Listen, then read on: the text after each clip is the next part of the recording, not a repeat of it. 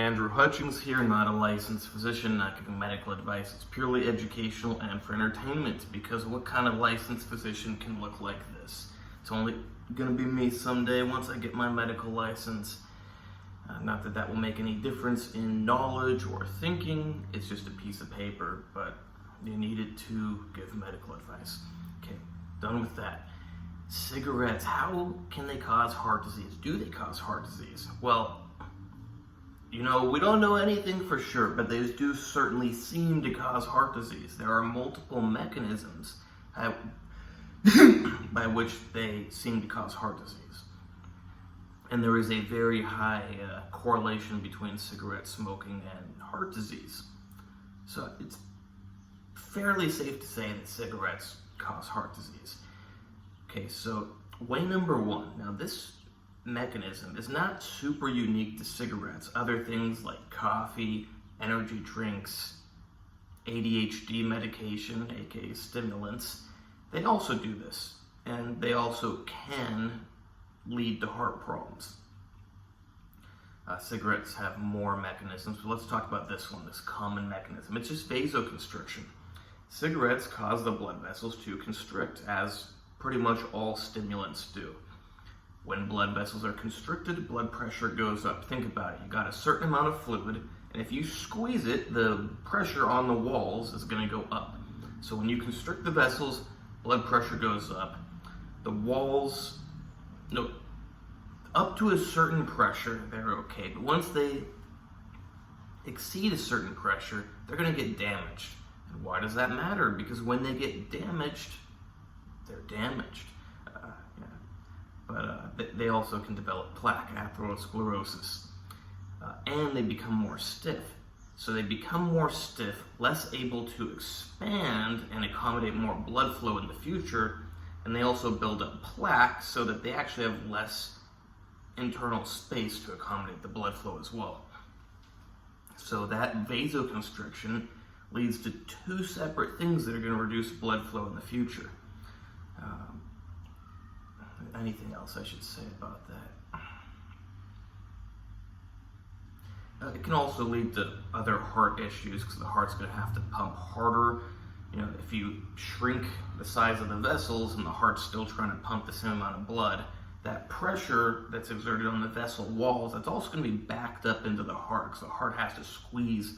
That's not really how the heart squeezes. Can't mimic how the heart squeezes with hands. But you get the point. The heart is going to have to squeeze with more force, exerting more pressure and tension on the heart.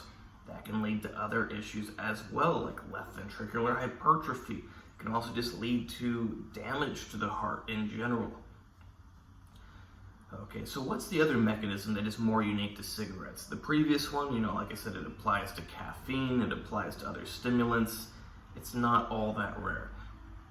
But cigarettes, and I'm not an expert on every single chemical in cigarettes, but they have chemicals in them that when inhaled cause oxidative stress in the blood vessels. That also sets off an inflammatory cascade. It's not good.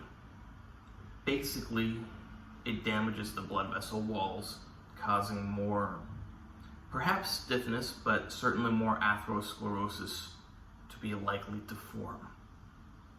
As they say, likely to form, I'm just someone who's always careful with my words because nothing is for certain, but you damage the blood vessel walls, you're probably going to get more atherosclerosis. Combine that with all the studies showing that smokers are at a much higher risk of heart disease. Seems like it holds true. So yeah, you're damaging your blood vessel walls through the reactive oxygen species, aka oxidative stress, and you're damaging them from the higher pressure due to the vasoconstriction. It's not a good combination. It's a combination for heart disease. I'm not saying I don't like cigarettes. I don't currently smoke cigarettes. I do like cigarettes. I don't smoke them. They have cognitive benefits. They have gastrointestinal benefits. They have all sorts of benefits, but they also have downsides, and perhaps they're not worth smoking. They're not worth smoking very much of. And a topic for another short video would be, do vapes do the same thing? Yes and no, because cigarettes contain a lot of chemicals.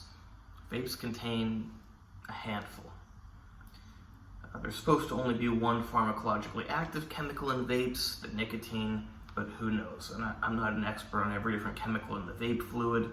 I assume it differs depending on the brand, depending on the country, depending on a lot of things. So I'm not going to spend my time researching every single possible vape fluid. What we really need to do is someday do studies to determine which of these fluids damage the lungs and which of these fluids cause oxidative stress for the blood vessels. Kind of like cigarettes. We know they're bad for the lungs, leads to COPD, bad for the blood vessels, leads to heart disease. We should do these studies for vapes. But if there were chemicals used for the vape fluid that are not so harmful, then it would mostly depend on the temperature of vaping. Because that's another way that vaping could damage your lungs, just too high of a temperature. But this video is not about vaping. Hope you like it. Hope you now know that cigarettes are pretty bad for your blood vessels. You can reduce, this is a good part to mention, can't believe I almost forgot it. Those reactive oxygen species that cause the oxidative stress which damages the blood vessels. You can reduce those with something as simple as vitamin C. Vitamin C, and this relates back to my vitamin C video that tablets do work. I think in the particular study it was an IV of vitamin C, but tablets do work. Vitamin C has been shown to almost completely ameliorate, make less, or make better, I forget the exact definition, doesn't matter, the oxidative stress from cigarettes. That's pretty amazing. Considering, and I forgot to mention another side effect of that oxidative stress to the blood vessel walls is that damage actually causes them to dysfunction in the future, and your body cannot regulate properly how constricted or dilated they are. That's a big problem. That means your body wants more blood flow somewhere, but it can't make that adjustment. It means you could have too high of blood pressure somewhere, continuing that damage. It's not good. You don't want blood vessel dysfunction. But the amazing thing is that vitamin C has been shown to prevent that. You combine that with the fact that we can prevent vasoconstriction from cigarettes. You could take something like sildenafil, tadalafil. Perhaps you could even try using theobromine from dark chocolate. It's just going to be about the dosage and about the heart rate, because theobromine is going to, vasodilators tend to increase heart rate because when the blood vessels dilate, the heart has to pump faster to keep the pressure up.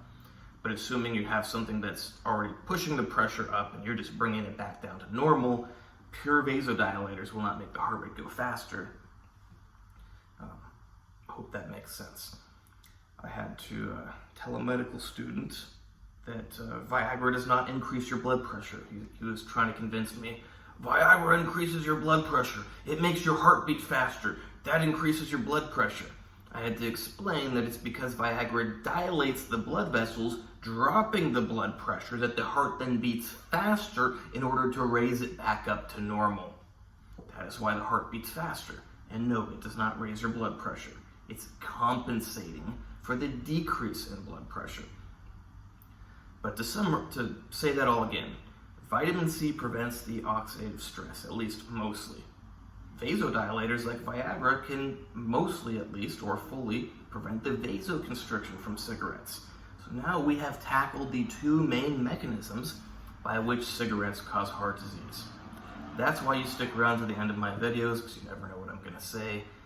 Apparently, if the video is over 10 minutes, you can make some more money someday, so I'll take my time doing my ending.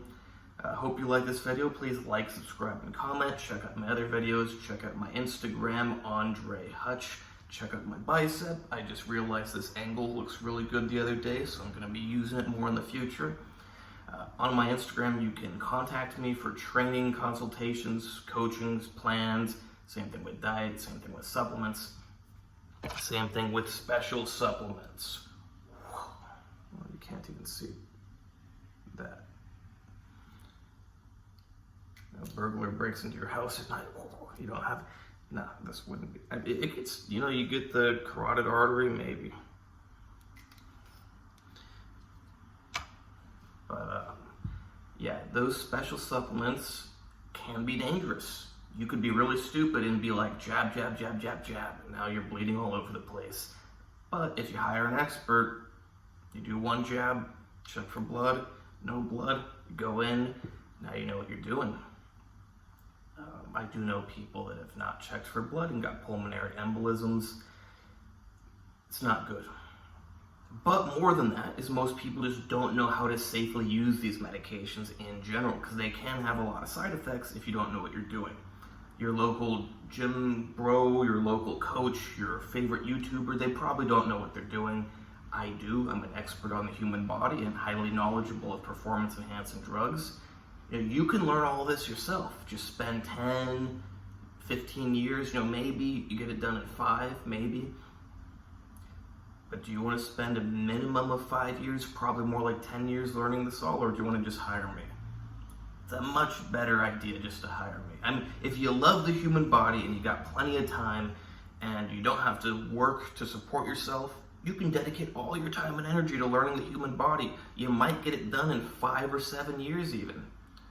Or you can just contact me on Instagram and I'll tell you what you need to know. No medical advice, it's purely medical information.